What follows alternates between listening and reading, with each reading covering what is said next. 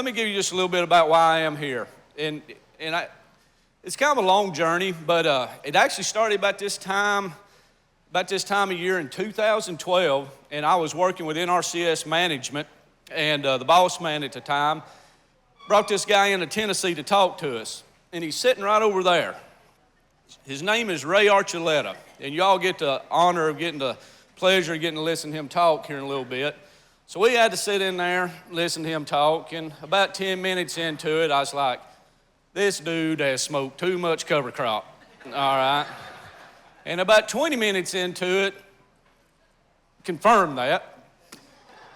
And then as he kept talking, I just kept, just a little light bulb here went off, a little light bulb there went off, because I'd spent 6 years of my life studying soils, the chemical and the physical aspects of soils, and I thought this old country boy knew a little bit about soils.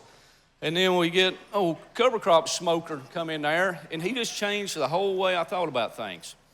And from that, we exchanged a few emails, built an awesome relationship. But I told my boss at the time that as soon as I get a chance to go back to the field in a good ag county, I want to go see if this stuff's for real. And, just the Lord works in mysterious ways, and it wasn't 2 weeks later, the old fella I started under in the field, he announced his retirement, and I got to go back to the county I started working for the government in. And I done had a lot of relationships. I'd lived there the whole time that we were there, and it was, it was just a godsend, and there's no better place in the world. This place I'm talking about is Coffee County, Tennessee, okay? And there ain't a better place in the world to see if this was for real. Coffee County, Tennessee, there's about 55,000 acres of cropland, and, they've been no-tilling over there, straight up no-tilling since Moby Dick was a sardine.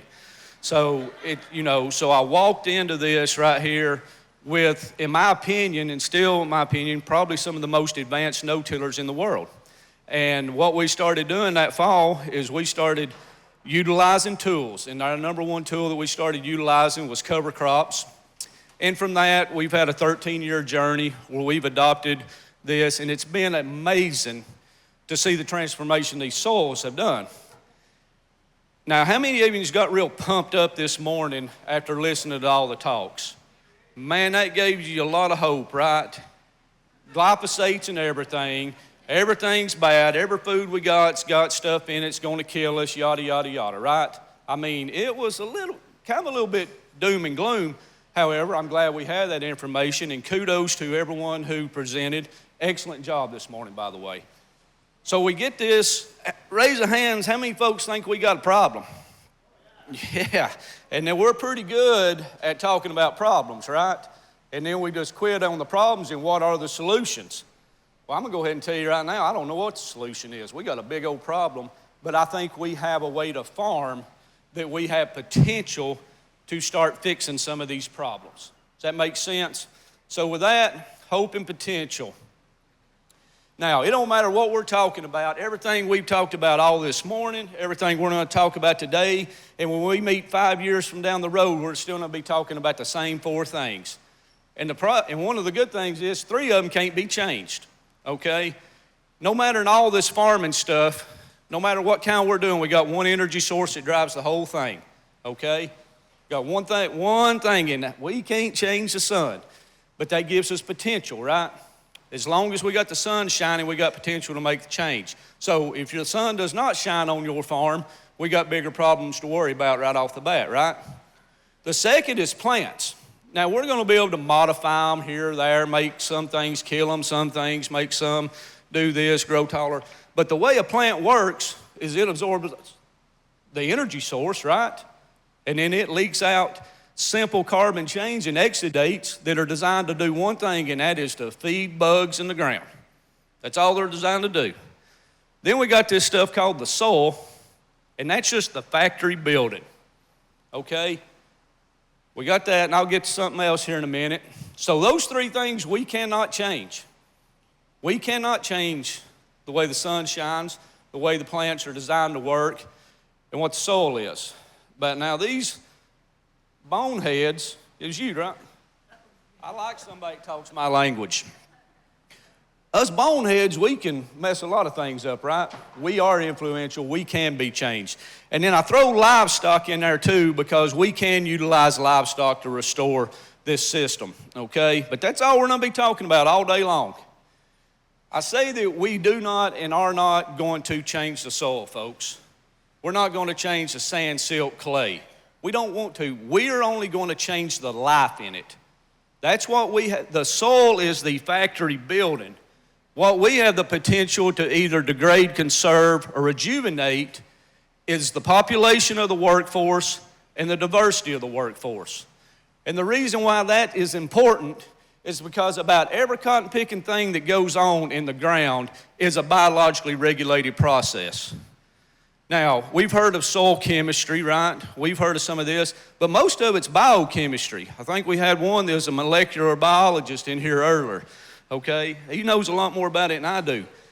But I'm just a simple-minded type feller. If just about every cotton picking thing that goes on is a biologically regulated process, how about we look at fixing the problem by we've got this big old factory building and we put as many workers in there and we diversify them as much as we can and just see where that might get us. How's that sound for an ideal for everybody? Okay? Now, Mr. Ray, he'll probably show a little bit of this. These are all the principles involved in farming, life, whichever way you want to look at it. But you see that over there? Our integrity, your integrity, that's going to equal the integrity of the resource, the outcome, right? It's our integrity.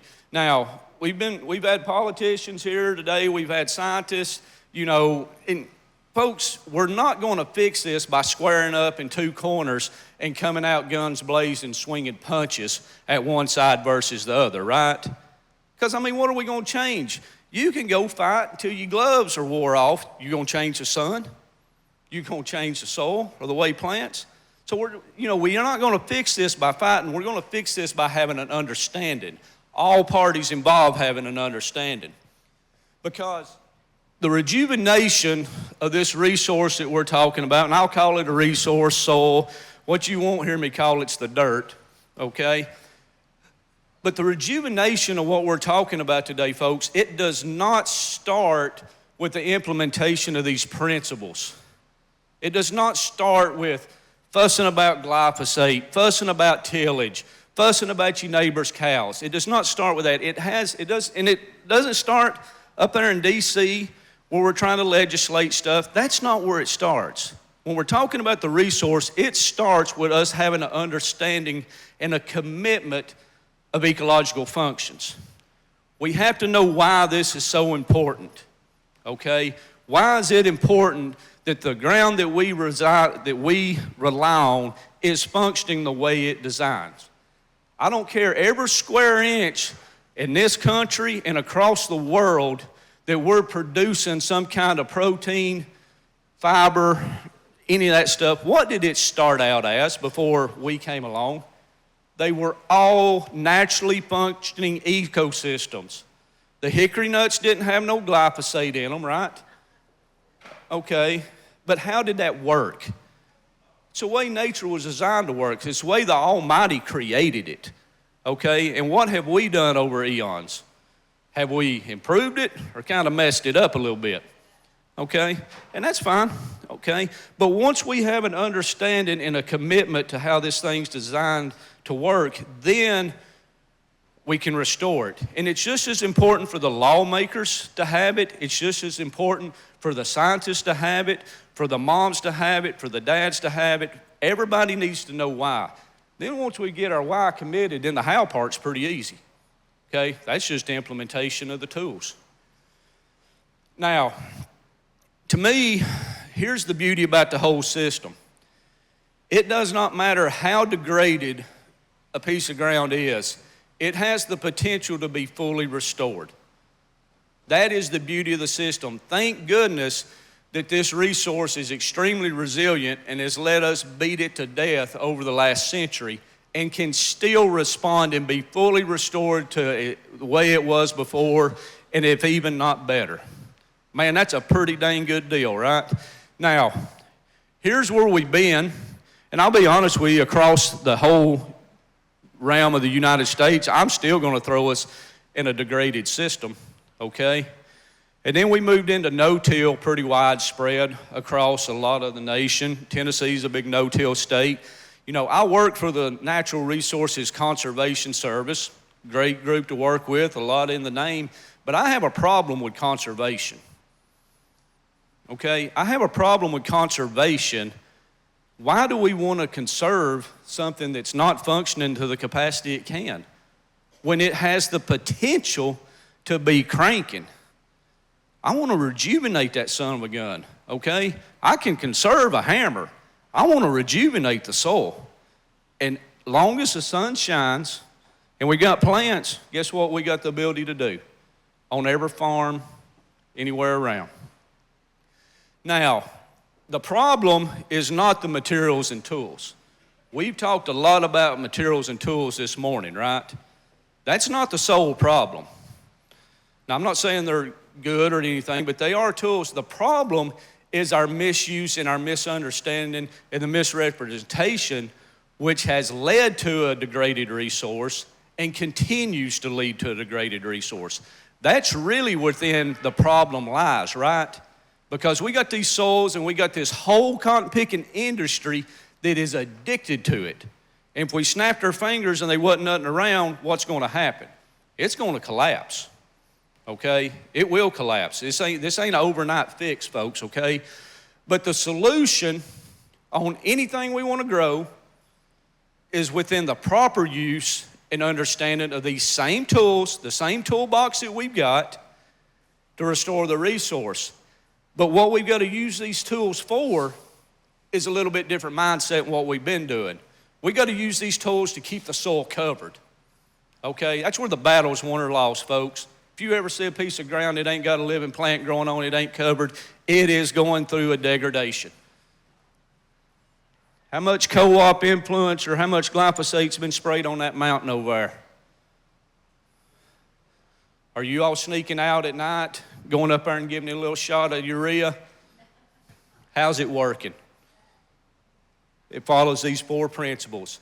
It's always covered. It has minimal chemical, physical, and biological disturbance. We've talked a lot about chemical disturbance today, folks. That's one of the 3. Okay, it's a big picture out there. It's always got a living plant. How many days does the energy source shine here in Dunlap, Tennessee? And we've got these carbon programs. How many of you's ever kind of looked into them, thought they were a little complicated? It ain't real complicated. Cotton picking sun shines 365 days a year. If you ain't capturing it, you're degrading. There's your carbon program. All right. But we got to capture the energy. It shines every day for a reason. And then we got to maximize as much diversity as we can in any cropping system we're doing, okay? We must capitalize on the soil's ability to be restored before we can gain any traction, in my opinion, on human health. We can't take this degraded gar hole and snap our fingers and not put something on it and expect big results. We've been degrading this son of a gun for 100 years. It's going to take it a little while to fix. Here's the beauty about it is, I can guarantee you in 13 years, that's how long I've had my skin in this game, you can make big strides in 13 years. Because if you do the quick math, 13 times 365 opportunities a year is how much? A bunch. And when you capture all of them, you restore. And here's what I'm talking about tools. So let's take me and Ray, for example, and this is our toolbox. And Ray comes out there, and if he does get this skill saw plugged in, here's what Ray's going to build. But we got the same materials and tools. What's the difference, folks? The difference is in the vision, in the skill set, using them properly, letting the tools meet their potential. That's the only difference. And the beauty is we can take the Rays of the world and we can train them. I don't know about in 13 years, brother, but we can get to that, right? And that's one thing we got to understand.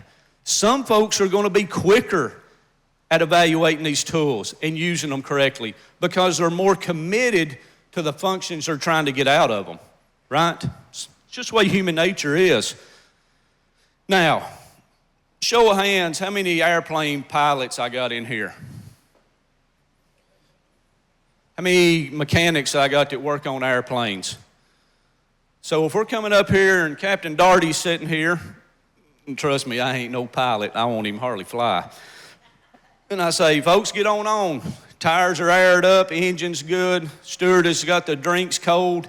How many of you's gonna get on this bird with me? Why? You said you're not a pilot. You're not formally trained in aviation. But how of you know that that system right there is broken? It ain't gonna work. You don't have to be a soil health specialist. You don't have to be on Kiss the Ground influencing the whole world. You don't have to be the best regenerative farmer in the world. But we got to have an understanding of how the four things work together, how all the tools can work to either degrade, conserve, or restore. It's a big old picture out there, right? We ain't got to be experts, but we just got to kind of step back every once in a while and say, well, if I put that wing on, is it fixed? Or you think we might ought to go over on the other side and see if he hit that one too? It's a big picture. We got to look at all of it. Because when you get into this, education is important, but wisdom's importanter. You all don't even think that's a real word, do you? I guarantee that's a real word because when I typed it in several years ago, it did not have a red line that come underneath it. So that is a real word, all right? But folks, this is it. All the education in the world ain't gonna fix us. We gotta be smart. You gotta know what your farmer does. You gotta know you gotta know how the system works and how this is a big deal in agriculture. And folks, I'm gonna tell you, I'm mainly in the row crop sector. These folks are struggling. They are struggling, and it's a real struggle. I've got some of the highest level managers. I'd put them against anybody in the world, and things are tight, and they're doing a good job. They're keeping your water clean. They're keeping your air clean. They're reducing as much as they can, and they're still struggling, okay? Now, that's a whole nother talk, okay? Now, if I showed everybody this, if we could snap our fingers, and it's all right. We're having a conversation, okay? You ain't going to hurt my feelings, and I'll try not to hurt nobody's. But if we could just snap our fingers and everything we produce was right here, how many of you just go for it? It's all right. Show of hands. Okay. Have you thought about the big-scale consequences? Do we already have, and I'm not saying, I'm just saying, we see this and we automatically think of the graphs, and we know, I'm not arguing that it's not better as far as our health, as far as what we're eating, as far as having less likelihood of some of these bad things that's in it, but is there more consequences to it? Anybody ever remember the Dust Bowl? That was a pretty good organic farming experiment that they went into a natural ecosystem that had not been manipulated, and how long did it take for that son of a gun to blow up? Now, I'm just telling you the way it is, okay? There's consequences and implications on all of our decisions. Here's where they took a picture of the Dust Bowl coming across Phoenix in the 30s. No, folks, I don't know when that was taken, but it was before that. Have we learned anything in 100 years? This is what scares me to death if all of a sudden we snap our fingers and say we're going to go big time organic, because all the skill set that we have widespread is to revert back to widespread tillage. And with that comes consequences. We may have a healthier tater to eat, but we may not have no water to wash it with. And if we want to eat fish with the dinner, they may have done died. That's the real world. What about this? Amy, if you could snap your fingers right now and tomorrow there'd never be any more put on, would you take that deal? As long as they No. It's yes or no. Okay. And that's fine, because these are the conversations that we have to have. I really don't know if I could snap my finger which way I'd want it to go.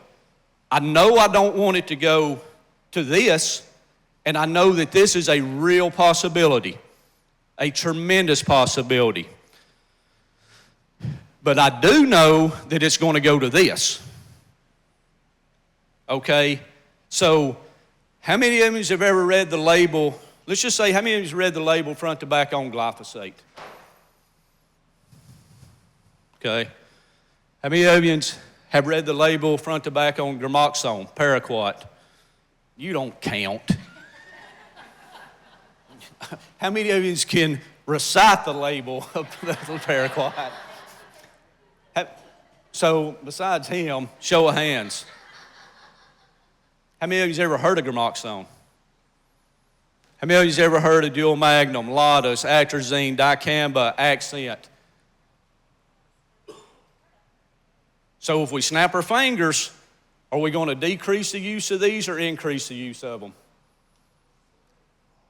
Somebody tell me the ramifications of gramoxone if we want to start desiccating wheat with gramoxone. You think that's going to be good or bad for us?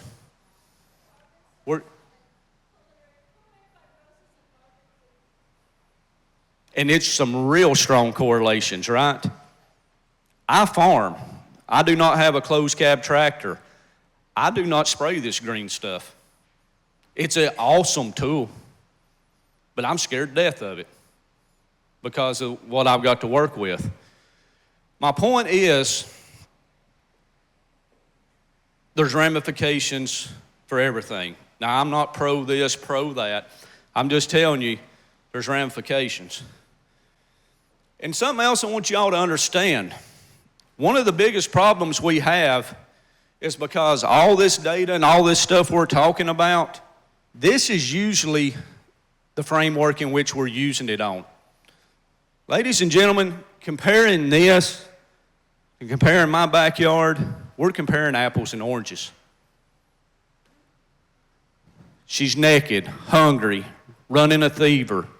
There is none of the 4 principles for restoration being applied. She's covered. She's sexy and diversified. She's absorbing that sunlight. Let's say we go spray Roundup on this, and we spray Roundup on this. Is it the same? How many critters eat Roundup? Glyphosate. Bunch of them. Kill some of them too, right? Which one, just if you had to guess, if it's the $1 million question, you think this one's got more critters to buffer the use of Roundup or this? So we got to be careful. It's all not equal, right?